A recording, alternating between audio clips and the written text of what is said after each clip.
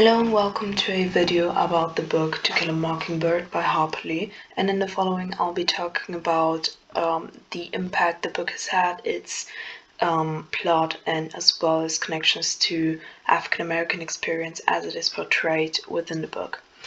And To Kill a Mockingbird, the title itself is connected to a central quote, namely, remember, it's a sin to kill a mockingbird, which greatly encapsulates the main message of the book, with the aspect of innocence portrayed by the mockingbird and also the plea to sympathy and to empathy and to non-violence. Not so much the religious aspects of sin, but otherwise this is a central quote of the book that one should remember. In the following I'll talk about the book in general, so publishing, author, and so on. Then I'll talk about the plot, its themes, and its connections to African American experience. First of all, the book was published on July 11, 1960 in the United States by J.B. Lippincott & Co., and its categorized genres are a Southern Gothic, courtroom drama, and Bildungsroman or coming-of-age novel, as it is written from the perspective of a young girl. It also won the Pulitzer Prize and became a classic in American literature and is widely known by almost everyone in the world. So the author Nell Harper Lee, who goes by a pen name Harper Lee, wrote To Kill a Mockingbird along with Go Set a Watchman, which is somewhat of a sequel to Kill a Mockingbird. And she started writing them in her spare time when she was an airport receptionist, when she was given from friends a year's worth of living wages so that she could focus on her writing. And those are the only two books that she has written, but she has written various different stories. She was born in April 28, 1926, and she lived on to February 19, 2016. To Kill a Mockingbird is also based on autobiographical events from her city or the town that she grew up in, Monroeville in Alabama, which greatly inspired Macomb, which is the sleepy town and the setting of the book.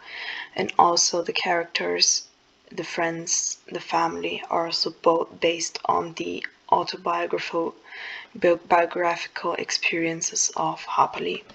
She was awarded a Presidential Medal of Freedom in 2007 for her contribution to literature and is a greatly esteemed author.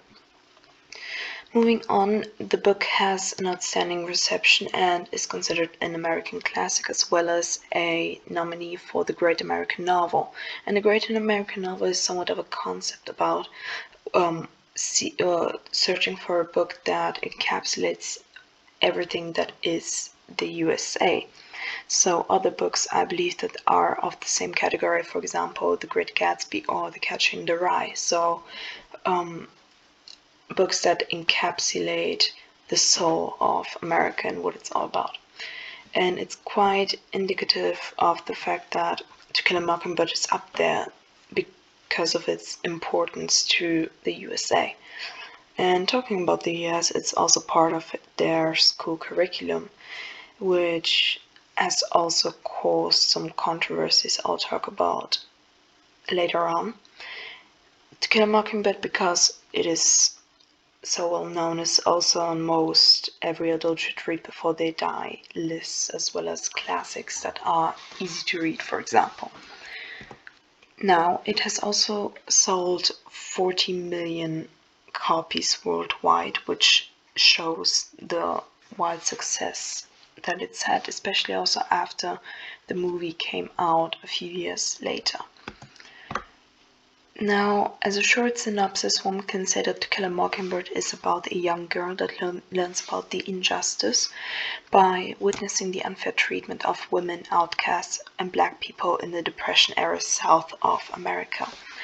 And to look at it more closely, we have the main characters. This is a picture I've taken from SparkNotes, and SparkNotes in general has great sources and resources on To Kill a Mockingbird, but not only on this book, but on most other books that, everybody that watches this video is probably aware of SparkNotes. they have great resources and I love using it. But the central character is Scout Finch, who's a young girl from the ages of 6 to 9 throughout the novel. And she's the protagonist and the narrator, whose faith is tested by the prejudices of her community. And because she's the narrator, the problem with that is, and also part of the literary criticism, is the fact that although it is written from her perspective and thought process is also childish, it is not worded or comprehended in a way that is realistic or nature-like to a young girl.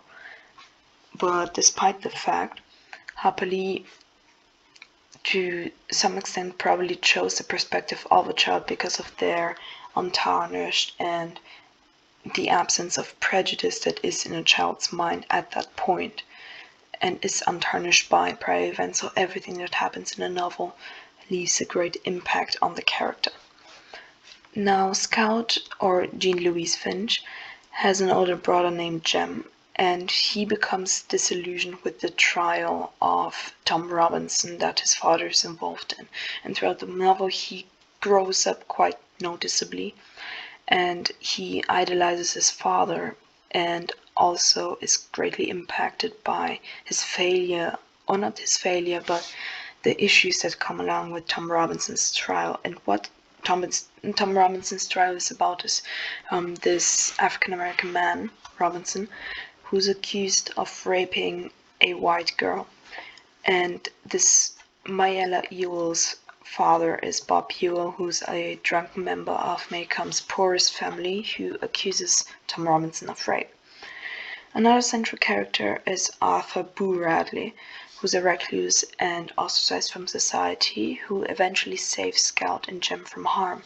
And the first part of the book focuses largely on Scout and Jem's perception of this mystical figure of Boo Radley, as they are quite fascinated by the concept of him being a recluse and never leaving the house and the horror stories that surround him. We also have Calpurnia, who's the Finch family's cook and a black woman and a mother figure to Scout. Now, the plot of the first part of the book is more so the Bildungsroman part of the book than it is the courtroom drama, because we're introduced to the characters and also additionally Dill, who lives in Maycomb throughout the summer. And what makes this book, in my opinion, quite interesting is that the town seems to be alive because there are many secondary characters that are complex and have their own struggles, their own goals, and their own personalities, although of course they're a bit flattened by the childish perception from Scout.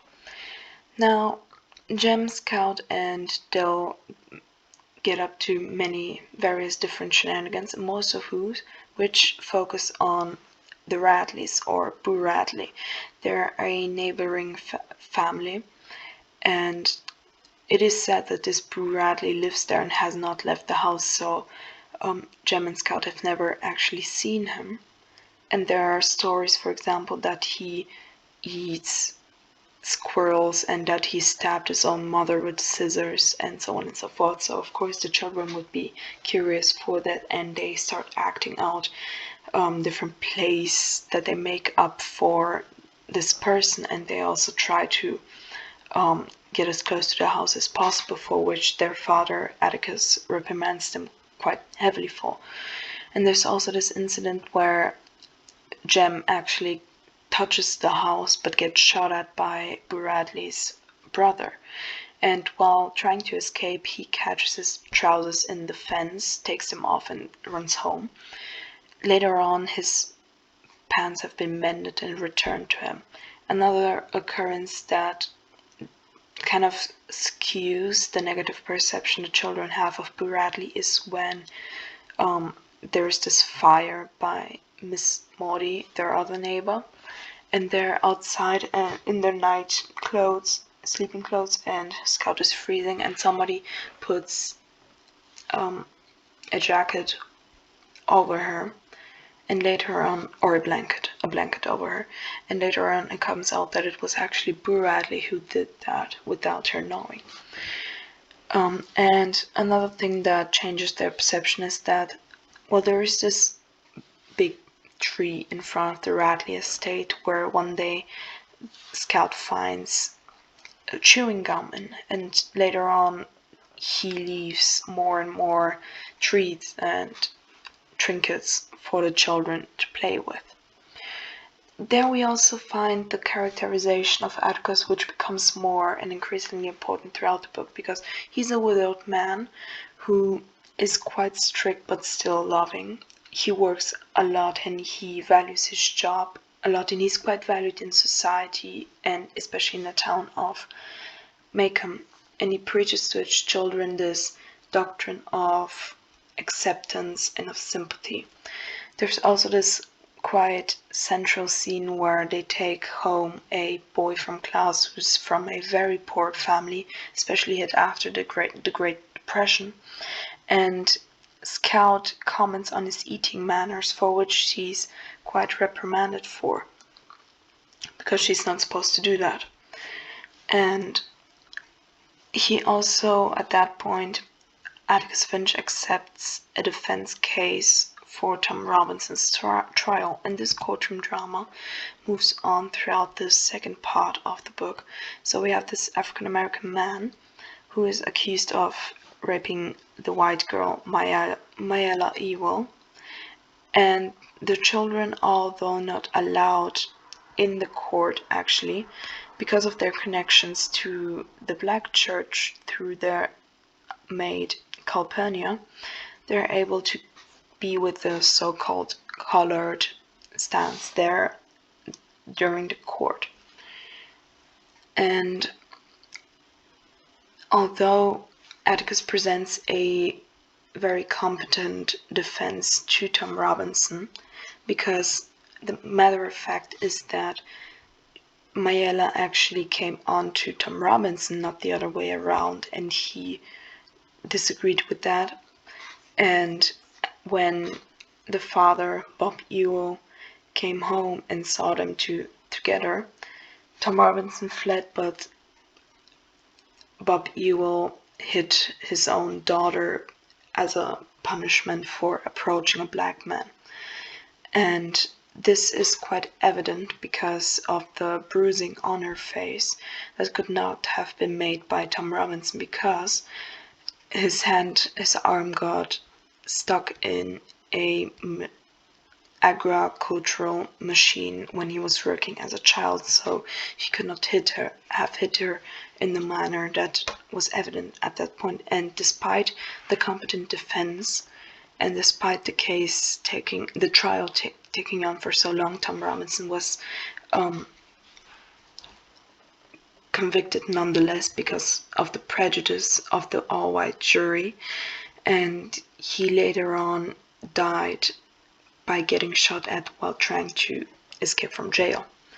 And that is the end of that storyline, which leads to great disillusion to the children and their kind of first impression of life being attacked with such an experience. And Bob Ewell feels humiliated because of it. He stalks and harasses Tom Robinson's widow, and he also tries attacking Atticus's children because he felt so humiliated. So in the upper picture you can see Scout and Jem returning from a fair at their school, and he tries to come at them with a knife. But at that moment, Boo Radley steps in and basically kills Bob Ewell in defense of the children. And that is also the point where Scout finally sees Boo Radley as a complex human being, and actually sees the human behind the myths of all of that. And they learn throughout all of that important lessons on not judging people before they know them, not holding grudges or prejudices, or basically they're getting their life lessons throughout these very influential years of their life.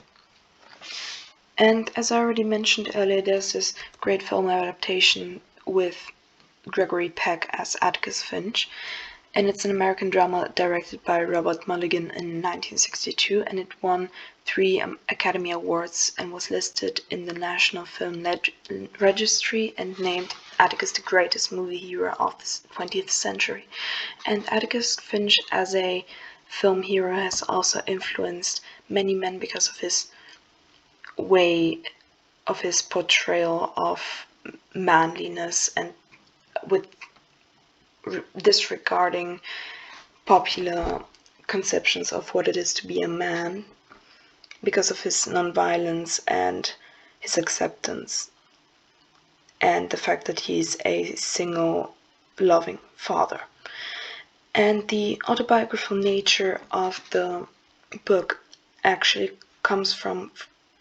centers mainly around Atticus Finch, the father figure, who is modeled after Harper's father. She also had a brother that she modeled Jem after, and a friend, Truman Capote, who went on to write Breakfast at Tiffany's.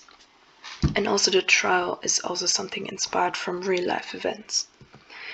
Themes are many layered within the book. So we have the difference between good and evil that is quite stark at the start because children generally have a different conception of good and evil than adults do. They do not see the grayscale in morality yet.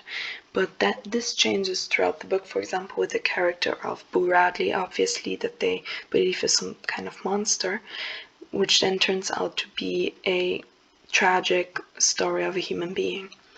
We also have the character of Miss Dubois, or Dubose, who is very mean and abusive to the children, and as Atticus forces the children to read to her as a punishment for misbehavior, they, although still hostile, grow closer to this woman that subsequently dies, when Atticus Finch also tells them that she has been a morphine addict throughout her own life and she wanted to be free of that before she dies. Now we also have the aspect of innocence embodied by mockingbirds that should not be killed because they do not harm anyone or anything. And also we have the innocence of children through Jem and Scout. And we also have the innocence before court with Tom Robinson. Moving on, we also have the concept of gender, and Scout, or Jean Louise, is very tomboyish and defies gender norms that are enforced by her aunt, for example. She dislikes wearing dresses, and she dislikes, in general, being called a girl as an insult by growing up around boys and men. And she also, for example, beats boys up and disregards generally these gender norms.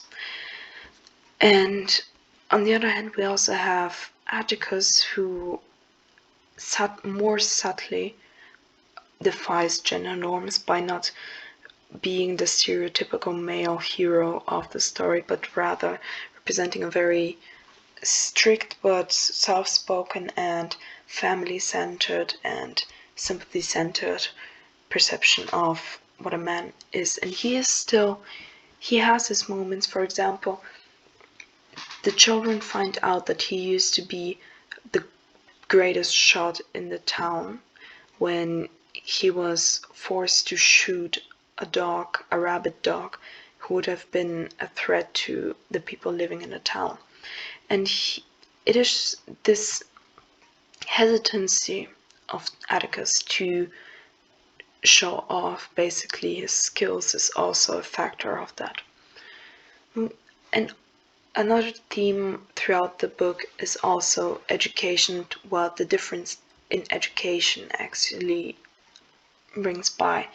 Because when Scout starts school at first, the difference in educational level are congruent with and parallel to the economic status and their status in the town of the children. For example, there are some families that send their child only to the first day of school and none more. and because of that they're caught in this kind of generational cycle of poverty and diseducation. On the other hand, we also have the clashing of different educational systems. For example, Scout has been taught by her father to read from a very young age, and in the school she's reprimanded for that because they want to enforce this different type of education, although she is more advanced with the material, basically. An obvious theme is also law and the judicial system and the hypocrisy in the Jim Crow era between every man is equal before court, but then also having the inequality because the convict or the suspect is a black man, that he is automatically unequal in front of the court. And that also plays to the last theme, prejudice, that is shown in the prejudice of African Americans, poor people, ostracized people such as Bradley, and also women to some extent. A quote that is central to the book is also, you never really understand a person until you consider things from his point of view, until you climb into his skin and walk around it, again enforcing and appealing to sympathy or empathy and non-judgment. Scout's saying, I think there's just one kind of folks, is also indicative of the fact that she is still a child and cannot comprehend the complexity of prejudice that goes on in her town. And another character that is quite interesting to the story is Dolphus Raymond. He's not mentioned often in the book, but he is a white man that married a black woman. And he's an outsider just for that, but he also pretends that he is drunk all the time because it's easier to pretend to be mentally unstable and drunk and have a mental issue than to explain that he has fallen in love with an African American woman. And he says this to Dill after he is crying outside because the trial goes wrong, in the wrong direction. People do not believe Tom Robinson's innocence. And he says to him, cry about the simple hell people give other people without even thinking. Cry about the hell white people give colored folks without even stopping to think that they're people too. Which ties in neatly with the topic of African American experience. And putting it into the historical context, it's in the Great Depression era, so economic instability, extremism, and uncertainty are in the subtext of the story. And we also have the Jim Crow era and the pre-civil rights movement era. Because of the Jim Crow laws that were enforced in the late 19th century, there is this segregation between white people and black people by law, arising after the Reconstruction era, and landmark verdicts such as the Plessy v. Ferguson also enforced the doctrine of separate but equal, again encouraging this racial discrimination and separation. And it is indicative in this book that basically the Finches are seen as an exception to the rule when it comes to their treatment of Calpurnia, for example, or the fact that Atticus is willing to defend an African American man. And this trial, central to the book, is based on the Scotsboro Trial, which was a trial in 1931 against 9 black boys that showed the bias of the all-white jury. And these 9 black boys were between the ages of 12 and 14, and they were accused of raping 2 white women. And despite the lack of evidence, they were convicted. And another example is actually, again, from the autobiographical nature, because Harper Lee's father was a lawyer, and he defended a black man in court before trial for murder, and he was convicted despite the non-incriminating evidence. And her father actually stopped practicing criminal law from that moment on because he became disillusioned with the system. And that was probably a very impactful moment in her life that led to her writing this book. There is nonetheless, despite the importance of this book, controversy and criticism. On one hand, we have the discussion of racial injustice from the perspective of relatively privileged white people. And we also have something that could be said as a white savior complex, or not a white knight, but rather white savior, where Atticus steps in for the African American man to defend him. The issue that people have nowadays is also with the use of the N-word from black characters with the hard R, and although it was normalized throughout that era, it is questionable whether it should be printed that way or not. And moreover, with the US curriculum, there's also the controversy that it should actually be banned. I believe it was banned in Mississippi, or it's planned to be banned in Mississippi, because it makes people uncomfortable, which led to a counter criticism that if this book makes you uncomfortable, it's targeting the right people for that. And I cannot speak on that, but those are some of the controversies and criticisms that this book faces, and nonetheless it is of great cultural importance. So thank you again for watching this presentation. These are my sources, and I hope you have a nice day.